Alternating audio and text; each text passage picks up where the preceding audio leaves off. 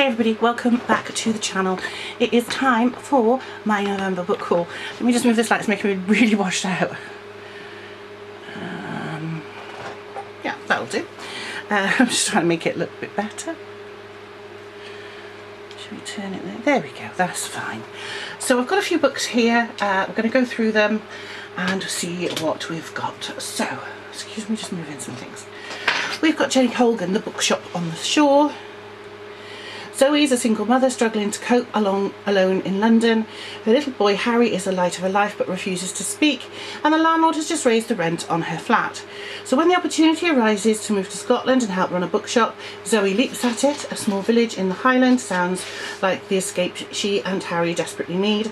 Yet the owner Ramsay is moody and distant, and soon Zoe wonders if she's made the right decision. But Harry has found his first real friend, and the beauty of the loch is irresistible if only Ramsay would be a little bit more approachable. Anything with a bookshop? I'm not going to lie, I'm going to like.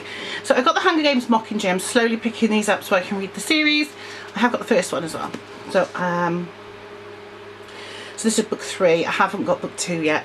So Katniss Everdeen has survived the Hunger Games twice, but she's still not safe. A revolution is unfolding, and everyone, it seems, has had a hand in the carefully laid plans. Everyone except Katniss, and yet she must play the most vital part in the final battle. Katniss must become their Mockingjay, the symbol of rebellion, no matter what the personal cost. Okay. So I'm looking forward to getting to and then starting the series.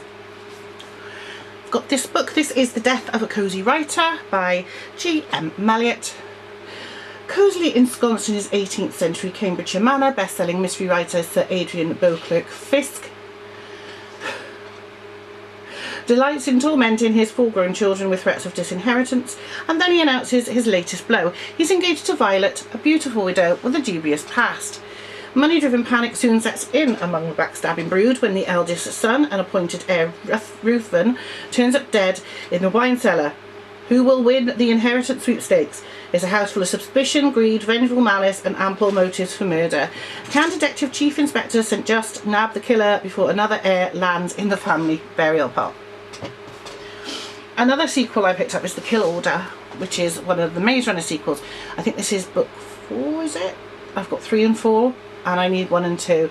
So Sunflares have unleashed devastation on the earth. Mark and Trina were there when it happened, and against the odds they survived, but now a violent and highly contagious disease is spreading like wildfire, and worse still, it's mutating and people are going crazy.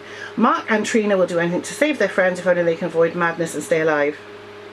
Yes, The Death Cure is book 3, this is book 4. So I need The Maze Runner and I need The Scorched Stars. This doesn't even look like it's been read. I mean, it's a bit, pages are a bit thing, but the spine is perfect. Then I did get another Jenny Colgan. I've got Midnight at the Christmas Bookshop.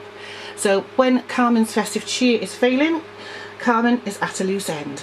Her gorgeous Edinburgh bookshop is being used as a film set. She's been ousted from her sister's house, and the love of her life has just flown thousands of miles away, and it's threatening to be a very unjolly Christmas indeed. The community around her will save the day. But when the elderly owner of the shop comes to Carmen with a Christmas wish that threatens never to come true, Carmen knows she must buckle down to get the funds to save not only his trip, but the shop itself.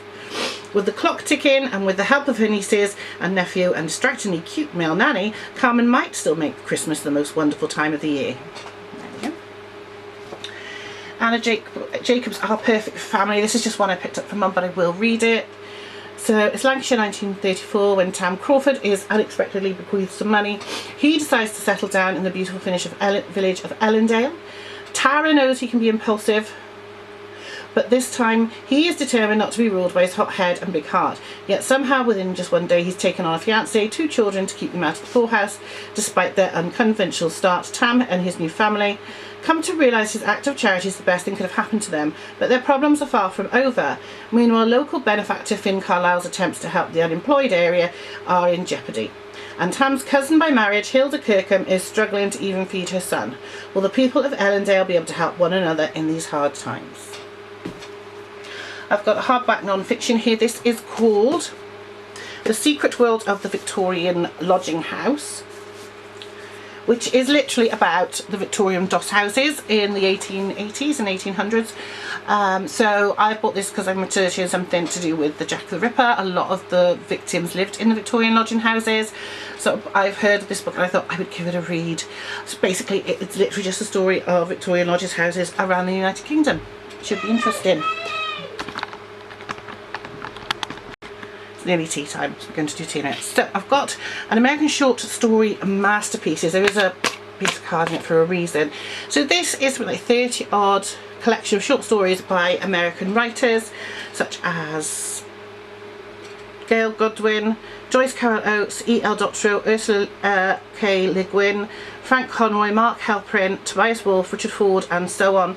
And the reason I bought this is it does contain the original short story of The Misfits, which became the film The Misfits by Arthur Miller.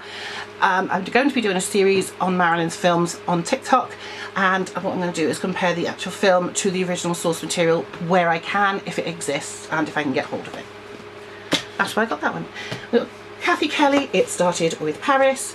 At the top of the Eiffel Tower, a young man proposes to his girlfriend, and in that second everything changes for the couple, but also for their families back in Ireland. Leela's been nursing a badly broken heart since her husband up and left, but she's determined to put on a brave face for the bride. Vonnie, a widow and exceptional cake maker, is just daring to let love back into her life, although someone seems determined to stop it. And head teacher Grace finds the impending wedding of her son means that she's spending more time with her ex-husband. After all those years apart, is it possible that she has made a mistake? Then I've got Michael Connelly, The Lincoln Lawyer. I've just finished with Michael Connelly. I love Michael Connelly and I have for years. So this obviously is the TV show, The Lincoln Lawyer. This is the book it was based off of. Mickey Haller is a criminal defence attorney who operates out the back of his Lincoln town car. Bikers, con artists, drunk drivers, drug dealers, they're all on his client list. When a Beverly Hills rich boy is arrested for brutally beating a woman, Haller has his first high-paying client in years. And what's more, Haller might even be in the rare position of defending a client who's actually innocent. But the case soon takes a deadly turn, and neither the suspect nor the victim are quite who they seem. And Haller discovers that when you swim with the sharks, it's easy to end up as prey. Lee Child, Bad Luck and Trouble. This again is one of our favourites.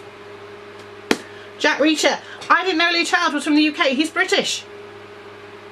I didn't know that. Oops, sorry. Yes, just says he's British, but divides time between Paris and New York. I did not know that Lee Child was British, so you learn something every day. You do not mess with Jack Reacher. September 11th changed Reacher's drifter lifestyle in one practical way. As well as his folding toothbrush, he now carries photo ID. Yet he is still as close to untraceable as a human being an American can get. So when a member of his old army unit finds a way to get a message to him, you know it must be deadly serious. I want you to put the old unit back together. You do not mess with the special investigators. They always watched each other's back. Now one of them has shown up dead in the California desert and 6 others can't be found at all. You do not mess with Jack Reacher. His old buddies are in big trouble and you won't let that go. Not now, not ever. Now I believe this probably is a book that made Reacher season 2 on Amazon? Sounds like it. But who cares? You've got to love Jack Reacher. Especially the one that plays him on Amazon. He's yummy. Katie Fjord, Time Out. When Perdita Dillon delivers her baby vegetables to a local hotel and finds her unpredictable ex-husband Lucas has taken over the kitchen, she's horrified. Particularly when she discovers he's being groomed as the latest celebrity chef and needs her picturesque, if primitive cottage and her in supporting roles. Her life is further complicated when Kitty, her 87-year-old friend, has a stroke and Perdita needs someone to lean on. Lucas seems so keen to help she starts to wonder if he's really such a villain. Can she cope with all this alone, or should she face up to the fact that you can't cuddle lettuces? Another one of our books, Evie Woods, The Story Collector. I read the Lost Bookshop and loved it, so this is the next one from it. 100 years ago, Anna, a young farm girl, volunteers to help an intriguing American visitor translate fairy stories from Irish to English. But all is not as it seems, and Anna soon finds herself at the heart of a mystery that threatens her very way of life. In the present day New York, Sarah Harper boards a plane bound for the west coast of Ireland. But once there, she unearths dark secrets that could change the course of her life. I like the way there's a bit in the past and a bit in the future. It's really cool. Then we've got Katie Fjord, Summer Sea. On board a puffer boat in the Western Isles of Scotland, Emily is spending an idyllic summer at sea, but it's only for a summer, and Emily knows that. Soon she must return to her single life and her career in town as a midwife. However, she's not counted on the new friends she's making or the fun she's soon having, or the attraction she starts to feel for Alistair, the handsome local doctor. And then I picked up this old copy of Dead Man's Folly by Agatha Christie. This one is from, I believe, 1956. So, yes, I just love it. Look at the cover. Really beautiful, isn't it? Just an old edition of Dead Man's Folly by Agatha Christie. And then we got Tess Gerritsen, The Sinner. I read The Surgeon, I haven't read The Sinner. Not even the icy temperatures of a typical New England winter can match the bone-chilling scene of carnage discovered in the early morning hours at the Chapel of Our Lady Divine Light. Within the sanctuary walls of the cloistered convent, now stained with blood, lie 2 nuns, one dead, one critically injured, victims of an unspeakably savage attacker. The brutal crime appears to be without motive. Only elderly nuns in residence can offer little help in the police investigation. But medical examiner Maura Isles, autopsy of the dead woman, 20-year-old Sister Camille, yields a shocking surprise. The disturbing case takes a stunning new turn when another woman is found murdered in an abandoned building, her features obliterated. Together, Isles and homicide detective Jane Rizzoli uncover an ancient horror that connects these terrible slaughters. As long-buried secrets come to light, Maura Isles finds herself drawn inexplicably towards the heart of an investigation that strikes closer and closer to home, and towards the dawning revelation, too shattering to consider, of the killer's identity. Spine-tingling, mind-jolting, The Sinner finds bestseller Tess Gerritsen in peak form. I love Tess Gerritsen as well. And the last book I got in November is Mischief by Charlotte Armstrong. This again is for my series on Marilyn films. I will probably post them on here as well as on TikTok. It's going to have information on the film itself, and then it's going to have comparing the source material should it exist. This is the source material for the film Don't Bother to Knock, which stars Marilyn Monroe as a young Nell Forbes. The back of the book says, "The taste of her lips was very close when a ripple went down his spine. He turned Nell's quietly waiting face with his hand, pressing it to his shoulder. He looked behind. There was a little girl with dark pigtails, barefooted, in pink pyjamas. She was watching them silently. A wild animal could have startled him no more. When newspaper editor Peter O. Jones and his wife Ruth are staying in New York for a big night out, they seem quite happy to leave their daughter alone with her babysitter in the plush hotel room. But there's something a bit strange about the babysitter. She doesn't talk much, and her eyes are too blue, as if seeing centre were too small. But it's their special night, and they don't want to spoil their fun worrying about their daughter. But for the little girl, it's the start of a night when she comes face to face with a deadly playmate, death itself." So yeah, I'm looking to see how different it is. I already know what the difference is, but I'm saving that for the video. So those are all the books I bought in November. I will have books in December, but they're mostly going to be ones that my mum's already got that I haven't hauled, and ones that I get for Christmas. So I hope you've enjoyed this. What ones are you looking forward to? Obviously I'm looking forward to Mischief and the original story of the Misfits. I'll see you soon.